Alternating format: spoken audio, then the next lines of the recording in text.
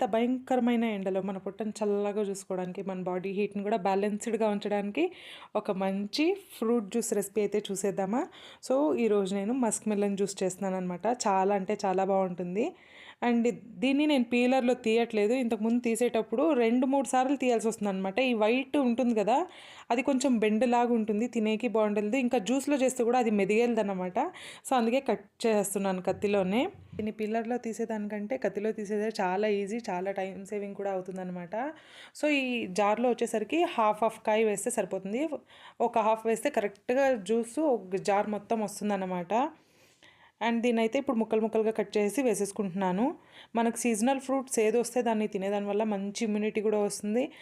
చాలా బాను ఉంటుంది గదా! సో, దీంతో అయితే నేను షుగర్ గానీ, చక్కెర గానీ, హనీ ఏది యూజ్ అంటే యాడ్ చేయట్లేదు.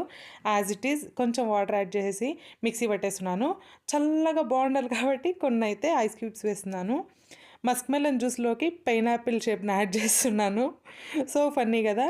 అండ్ ఒక 2 మినిట్స్ తర్వాత తాగితే జ్యూస్ అంతా చల్లగా భలేగా ఉంటుంది.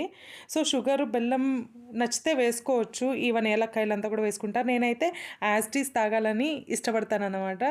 సో, నచ్చిందా? మీరు కూడా ట్రై చేయండి. ఎలా అనిపించిందో కామెంట్‌లో చెప్పండి. బాయ్.